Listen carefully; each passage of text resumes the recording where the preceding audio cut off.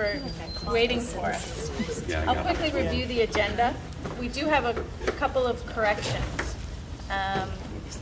Within the personnel agenda, letter B is being stricken from the agenda. Letter D, non-instructional resignation. There's a quick change. The effective date, instead of 2/3/14, will be 2/15/14. And then letter F, also on the personnel agenda.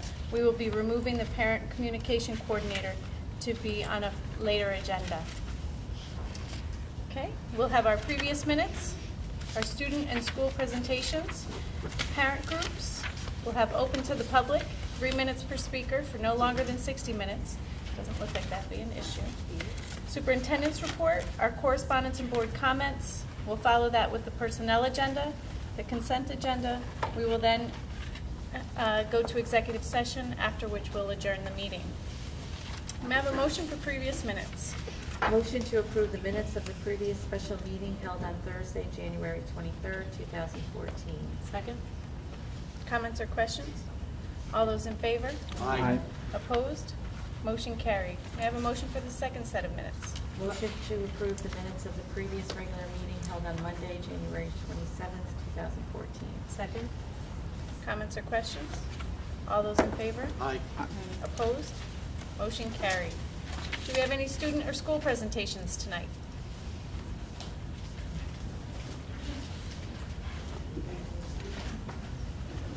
Good evening. I'm Phyllis Oliver, one of the social workers in the district, and this is my colleague Elizabeth Botero. We wanted to be able to make this announcement when everyone else was here, but we wanted to let everyone know that on February 19th at Beacon High School, there will be parent workshops. We're inviting the community to come out. We would love it if you as the board members would come out, everyone who's present here.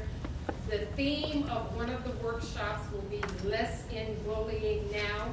We have a representative from Dutchess County Youth Services who will be facilitating the workshop. And then we'll have a panel discussion on psychiatric medications for children and psychiatric care. And these will be psychiatrists from local mental health facilities throughout Dutchess County. So we're really excited about it. It's our first endeavor, and we're asking the community and everyone to just come out and support. Child care is available and refreshments will be served. Thank you. And there is a Spanish interpreter. Oh, very nice.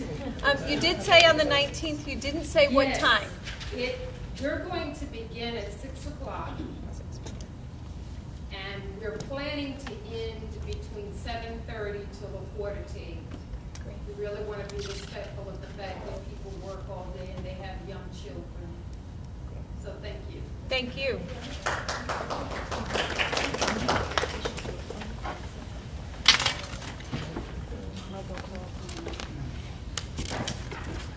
Any parent groups tonight? Any parent groups? You know, like PTOs, PTAs, parent groups. Okay, open to the public. Who would like to speak? Sure. Hi, my name is Haywood Matthews. I live in Beacon, 4 Preston Drive. I'm really concerned about our educational system here in Beacon. I have one child who went to Beacon High School, graduated, and I have one there, still there, in Beacon High School. I'm concerned because you had the state testing that you had for the children, state testing, and a lot of kids, I understand, that didn't pass the test, and the ones that did, you gave them a week off. You let them have a whole week off. The kids didn't have to go. The ones that had passed the test and the ones that didn't pass the test had to have it. They gave them a week off. You didn't have to go to school that week.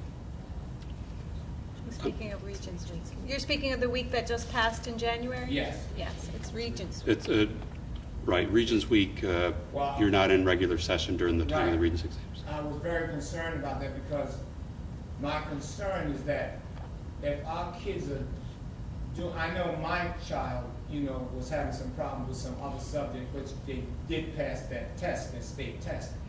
But if you have a whole week, and I feel, why couldn't the school system take that week with the kids that are having problems in certain other subjects and use that week for the kids? The teachers are still there, and why not let them use them in this things that they have problems in? Why another week off? To me, I just feel that you're using up too much time, and we're trying to educate our kids here in the United States, and we're saying that our kids are falling behind with other countries, but we seem to be giving so much time off. So during the Regents Week, and similar thing would happen again in the month of June, we have to maintain what's referred to as a Regents testing environment, and we have teachers who would not be available for regular teaching at that time because they have to be available as proctors and graders and so on. So that time period is set aside for Regents exams for that reason. And in fact, it wasn't the full week. Friday was back into regular session, but the exams were being offered during the time that the kids were not in regular session. I was very concerned about this amount of time being taken off, and they're so focused on this passing these state tests for the kids. They're so concerned about that. It's like they got tunnel vision for this state testing, and we need to come up with something for our kids that are not doing that well to try to do something for them. And we're focusing so much on these testing. It's like that's what it's all about. The kids are, some kids, I don't mind, they, you know, all uptight about this testing, and she did pass it, but it's like we're focusing on this testing so much that we're forgetting about the other stuff that they gotta learn. So I'm concerned about all this time off. I mean, what's happening to all these, you know, the teachers? We have all these teachers. Are you giving them time off that week? No, that's what I was referring to. We have to come up with proctoring schedules for the exams because there has to be the certified teachers in the classroom to actually administer the exams. They potentially be involved in the grading of the exams. So that's not unique to Beacon. That's happening across the state. And in fact, the Regents testing periods have been in place for years. I mean, it's that way. That's not a new development. It's not a new development, but it needs to be something I think that the schools, New York State, need to look into it, because it's to me it's just too much. You know, all this time off when the kids should be, you know, studying, and we're giving them all this time off. And I mean, I don't know, you know, like how good it us, you know, how, you know, some schools are failing, and why are we failing? Because we're getting all this time off. And I think we need to rethink some of this time off. I don't want to take up all your time, but I thank you for letting me speak. Thank you. Thank you. Who else would like to speak?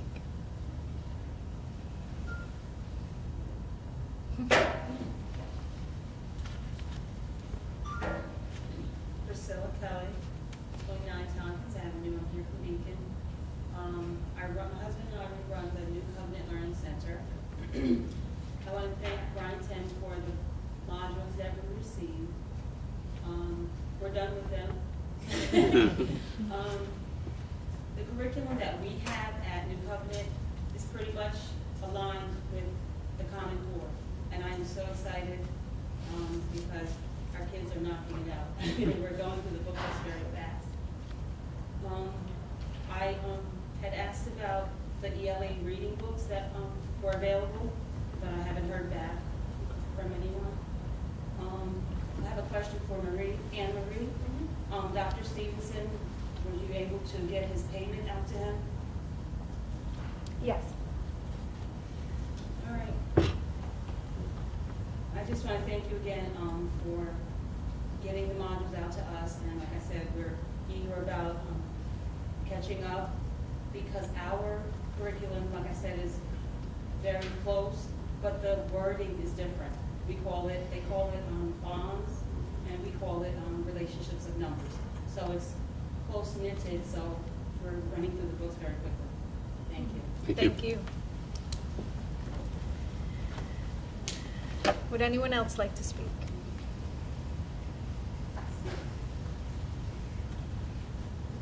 Kenya Gadsden, good evening.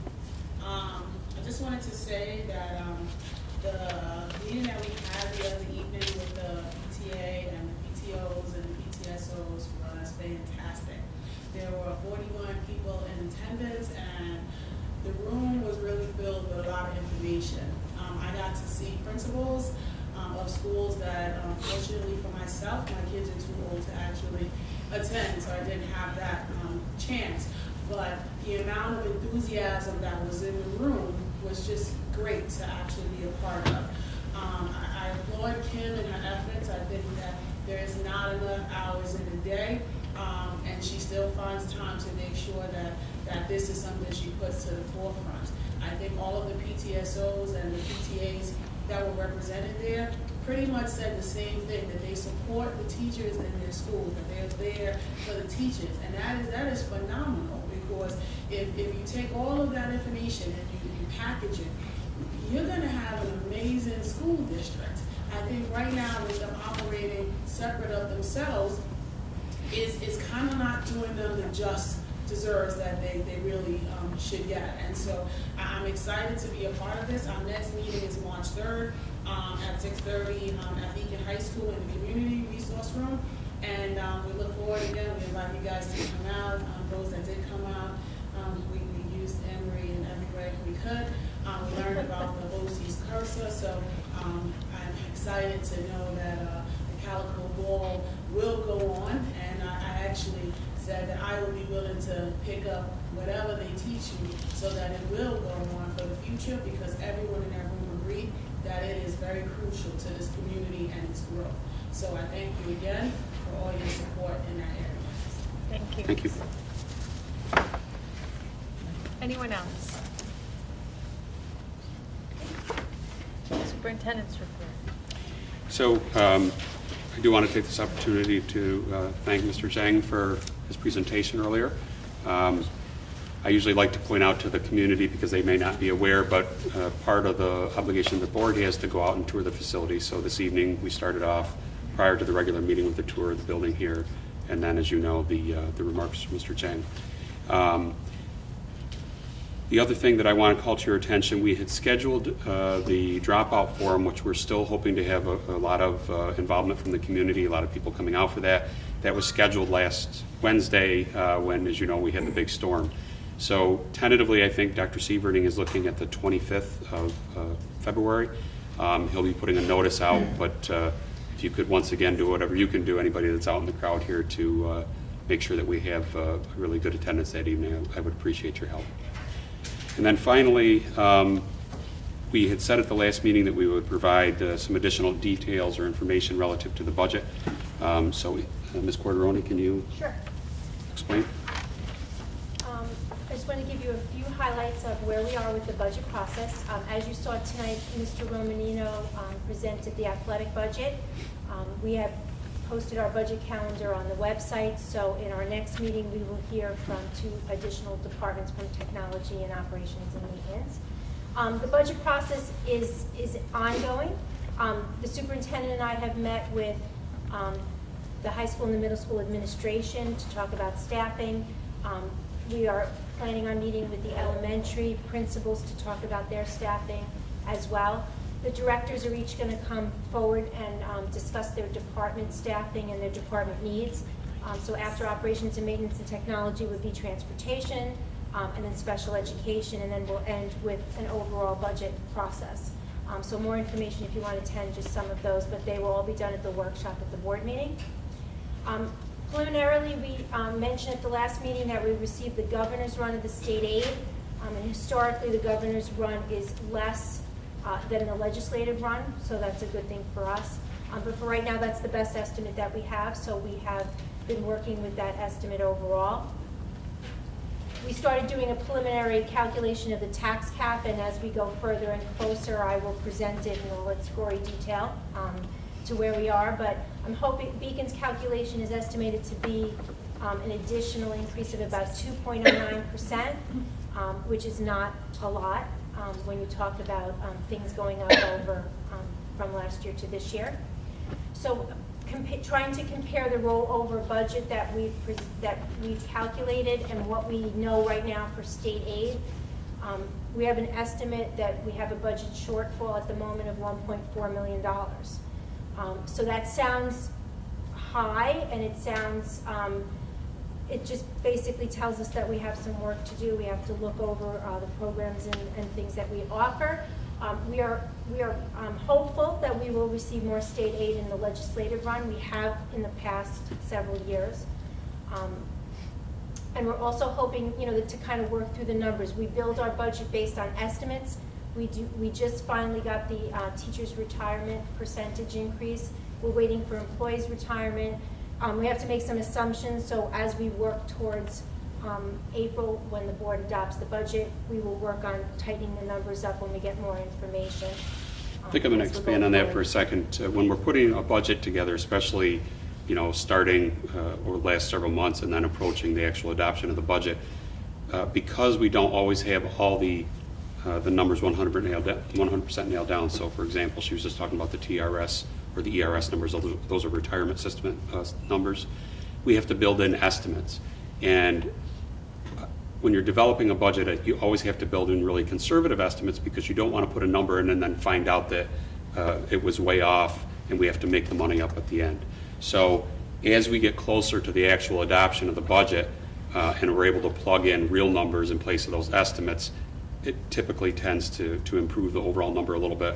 But that's what she was referring to with the estimates. Okay. The only other thing I wanted to add is I think one of the jobs that I have as a superintendent is to advocate for the schools. And as you know, we have the tax cap that was put into place over the last several years. And whether you're a proponent, whether you're for it or against it, that is our reality that we have to attempt to live within the cap.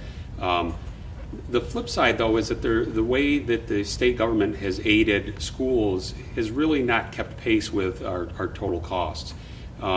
I'm hearing an awful lot of talk, especially over the last month or so, that there seems to be movement on the state reconsidering some of the ways in which they aid. So you may have heard of gap elimination. It's a sort of a part of the budget where the state actually takes money back from the districts. There seems to be a little bit of movement now that perhaps the legislators or the governor might be reconsidering that. So what I would advocate that you do is go out, talk to your legislators, make people aware that if you're in support of them trying to improve the fundings for the schools, make sure that you speak up and make your voice heard so that we can ultimately help to, I think at the beginning Tarkan spoke a little bit about schools really having to do more and more with less and less. That is our reality, but I certainly would be one to advocate that the state can do more to support the schools. We have a really important task, and we do need funding from the state. Did you have anything more, Anne-Marie? No. Okay. Thank you. Thank you. Do we have any correspondence and board comments tonight? Actually, I have a couple of words, if I may. Yes. About 7 months ago, our community and I guess our whole world lost an extraordinary woman behind an extraordinary man, and that was Toshi Seeger. And about 2 weeks ago, we lost the man, Pete Seeger. And I apologize if I get choked up about it, because the Seeger family was close to my family and meant a lot to me and my children and my wife, Michelle. But I want to personally thank this board and our prior administrators, Harvey Hilberg and Dr. Barbara Walkley, for finally allowing this district to acknowledge the Seegers and to dedicate the theater in the high school to them, so that what I had really wanted was an honor for them to not be a posthumous honor. And unfortunately, gratefully it was realized, and unfortunately we lost them 7 months apart. And I'm just very grateful that this board did bestow that honor on their family and on this district, and that all of the children that were touched by Pete's life and by his talents will be remembered as they walk into that theater and see his name and Toshi's name on that plaque. and to recognize that in this 25th year of the Calico Bowl, Pete introduced that to this district with Bill and Livia Vanover.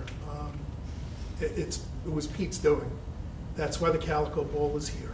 And he paid for it for a few years and wanted to make sure it stayed around.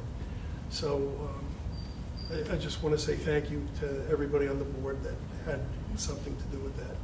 And I just hope that the kids remember who he was and what he did for us in our school district, in our community, in our river, and around this entire world, because he was quite an extraordinary individual. Thank you. Thank you. Yes, Melissa and I attended the Dutchess County School Board Association meeting last Thursday. There was a presentation given by David Shore, who is one of the partners in the law firm that the school district uses. The presentation was on the financial stress points that school districts have, and he was focusing, of course, on the Mid-Hudson area, since that's where his practice and it was, of course, pertinent to us. Pretty much, he pointed out that the things that we have to worry about, one is because of our contractual obligations with all of our employees, that means that typically the amount of money that we pay out for salaries goes up, and also the amount we pay out for benefits goes up as well. Part of that's tied to salary, part of it's just that, anybody who pays for their own health insurance would realize that certain benefits like health insurance and dental insurance, et cetera, go up from year to year. The issue is going to be is that most school districts have to function underneath the tax levy cap, and that just the budgetary expenses, as they go up, they're coming up against those caps just on that, without worrying about any other costs. The other things we have to worry about are things such as the Affordable Care Act. The Affordable Care Act, you either have to perhaps give insurance to groups of people you didn't give it before, or you may have to pay a penalty. Of course, paying a penalty can become very expensive. It can run into the hundreds of thousands of dollars, millions of dollars for a really large district, something else that we have to consider. So there's all these additional pressures that school districts are encountering. The APPR, which is a new way of monitoring the excellence of our staff in our district, it costs money because we have to do a lot more reviews that have been done in the past. So that costs more money to do that. So these kind of things that are coming on top of us are hitting that tax levy cap that we are trying to operate under, and it's basically just pointing out that it's very difficult times for our school districts. Anyone else? I would like to thank Mr. Zhang and the Sargent School community for welcoming us here tonight and for the wonderful tour of your building. Thank you to Mr. McElduff for your presentation tonight. We have always enjoyed. Every time I see you, I think of you presenting the 7 habits and talking about your choice of sitting on the couch and watching ESPN. So thank you and congratulations, and best of luck to you as you continue your journey to be an administrator. Congratulations once again to the Battle of the Books winners. It's great that they come each year to share their success with us. Champion, what'd they say, 2010, Twice, 2010. and every other year. So with 25 schools and in 3 years we win twice. So I don't know, I like those odds. And thank you to Mr. Romanino for presenting his side of the budget tonight. May I have a motion for the personnel agenda? Yep, motion to approve the personnel agenda items A through J, except B and F as attached. Is that right? Yes. Yep. Second? Comments or questions? All those in favor? Aye. Opposed? Motion carried. May I have a motion for the consent agenda?